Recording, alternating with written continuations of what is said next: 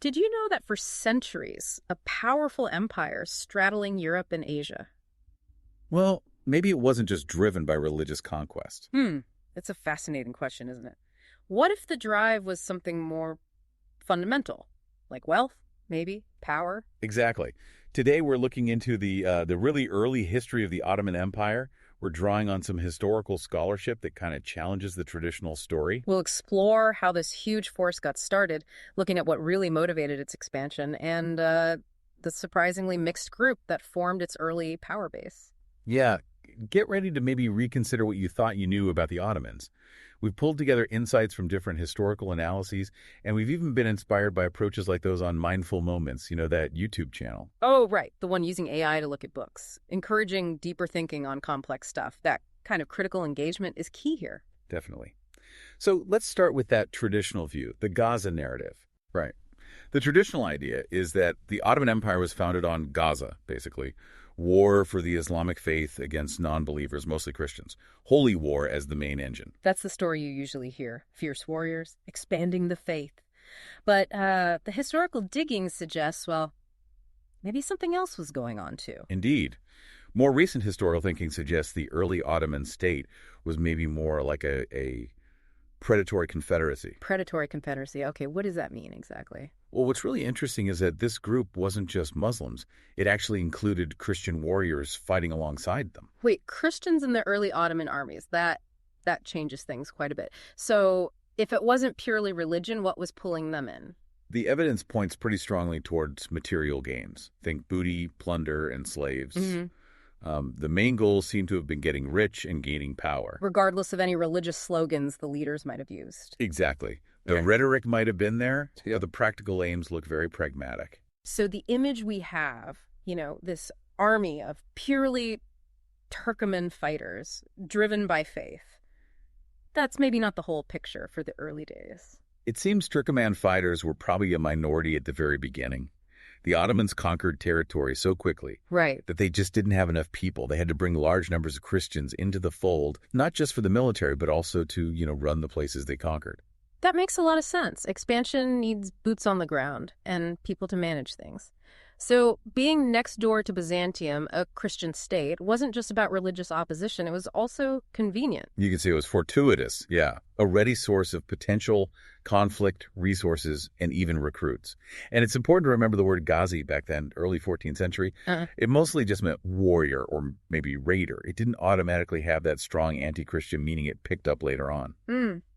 So this makes us look again at Osman, the founder. He's often painted as this great religious figure. What do the contemporary sources say? Well, in his own time, he was known, sure, but mostly as a really dynamic, energetic Turkoman chief, someone who was definitely a threat to Byzantium. Okay, so a powerful local leader. And his early military success was key, even if he didn't capture every target, like Iznik. Absolutely. Even though the Iznik siege failed, his victory over a Byzantine army around 1301 was huge. It seriously boosted his reputation and, crucially, attracted more warriors to his banner. Those wins were foundational. But as the small group grew into a massive empire, Osman's personal fame wasn't enough anymore. They needed a bigger story, a justification for ruling. Right. As they started absorbing other Turkoman groups in Anatolia, they needed a stronger claim. Why should they rule, not someone else? Osman's personal success needed bulking up with ideas of legitimacy. So the histories we often read were written much later, looking back. Yes, quite a bit later. By the time the chronicles were being written, the early days were already distant memory. That gap allowed for, let's say, embellishments. Stories could be shaped to make the dynasty look more destined, more legitimate. And sometimes modern historians might have, maybe unintentionally, taken those later versions at face value. It's a challenge. Sometimes, yes, historians might have accepted the chronicler's polished versions without fully accounting for that later agenda, reinforcing a perhaps simplified narrative. Meanwhile, across the water, the Byzantine Empire is watching all this happen. They were feeling the pressure, right? Did they ask for help? Oh, definitely. The Byzantine emperors were constantly appealing to Western Europe, to Christendom, for help against the Ottomans, especially as they started pushing into Thrace, into Europe proper. But that help wasn't freely given, was it? Never. There were always conditions. The big one was religion. Western powers always insisted the Orthodox Byzantines give up their own practices and submit to the authority of the Pope in Rome. So it wasn't really about Christian solidarity then. Any aid that came was more about politics. Pretty much. Any help that did arrive was usually tied to the specific political, diplomatic, or even commercial goals of individual Western states like Venice or Genoa, not a unified Christian front. And Byzantium's attempts to find allies closer to home, like Serbia or Hungary. Those didn't pan out either. John Paleologus tried, but Serbia was dealing with its own internal issues after their king died, and Hungary, while also facing the Ottomans, just didn't have the resources or perhaps the political will to offer significant aid then. There was that one moment, though, when Gallipoli was retaken. A brief success. Yes, in 1366, a Latin naval force, likely Genoese and Savoyard, managed to recapture the key port of Gallipoli for a short time. It must have felt like a glimmer of hope. But even the emperor himself going to Rome, basically offering to convert, that didn't unlock major support. No.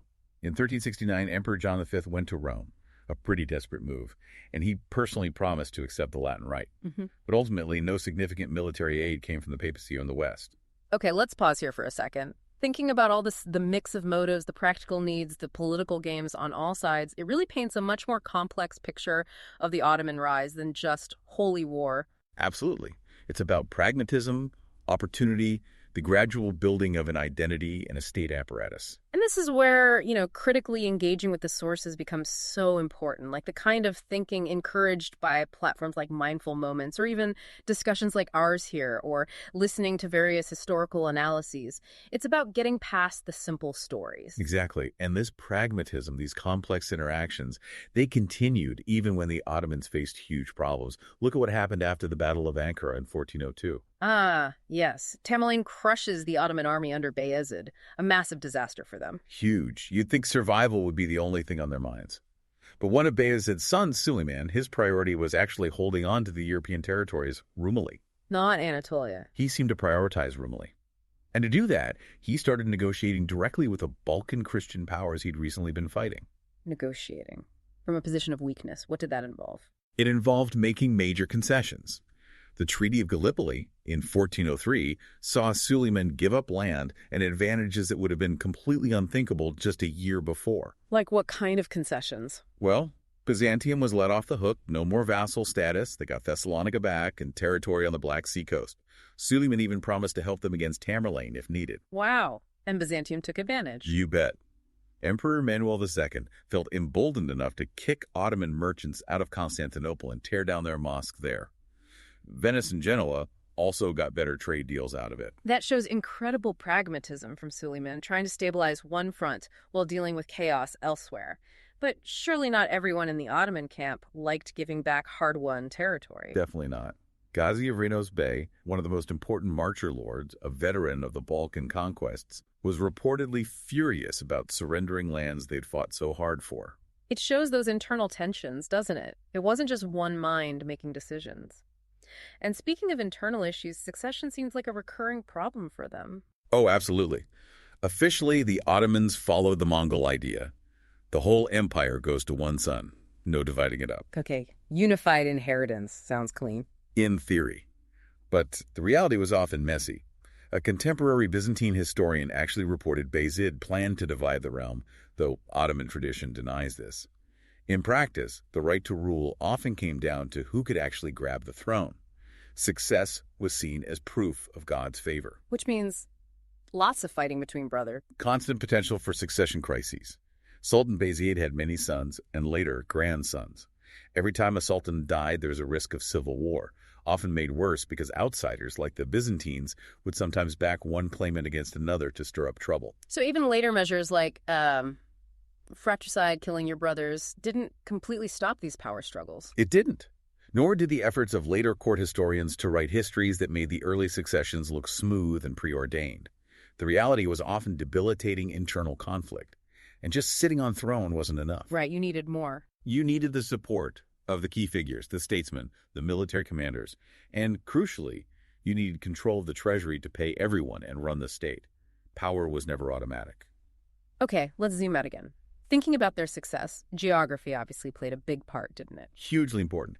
Being right next to a weakening Byzantine empire was a massive advantage. Byzantium had territory scattered all over, internal fights. It was vulnerable. And Europe couldn't really unite to help Byzantium effectively. No, Europe was fragmented, different political interests, different versions of Christianity even. They couldn't mount a sustained, unified defense of Byzantium. What about the Balkans themselves? The Ottomans conquered large parts of it. Did the people there just accept Ottoman rule? It's complex. There was sometimes friction, yes, especially depending on the specific sultan, but generally the Ottomans managed to keep the loyalty of many groups they incorporated during the 14th century. Part of that might be because the local states were weak, and some people perhaps preferred Ottoman rule to the existing feudal systems. But Anatolia, their original homeland, was different. There were alternatives to Ottoman rule there. Yes, Anatolia was different, especially after Tamerlane smashed the Ottoman army at Ankara. That victory allowed many of the old Turkish emirates, the ones the Ottomans had previously conquered, to pop back up and reassert their independence. So there was an alternative there. So why didn't those Anatolian emirates unite and push the Ottomans out for good? They just couldn't sustain a challenge. They were geographically scattered, and they didn't really have much in common except wanting the Ottomans gone. There was no unified leadership or common goal strong enough to overcome Ottoman resilience in the long run. So when you put it all together, the early Ottoman story is this incredible mix of ambition, smart adaptation, taking advantage of neighbors' weaknesses, and navigating tricky internal politics. Exactly. It's far richer and, frankly, more interesting than just a simple story of religious conquest. You see the foundations being laid for a truly global empire. And understanding that complexity helps us appreciate their legacy, both the good and the bad, and how it resonates even today. It's why digging into this history is so worthwhile. It really is. We really encourage you to explore these fascinating historical currents further. Please subscribe if you'd like to stay informed about future explorations like this one. And share it with others who you think might find this history compelling. You can also check out the links we've provided if you're interested in related materials or sources. But most importantly, keep thinking critically. Keep questioning the simple narratives about the past.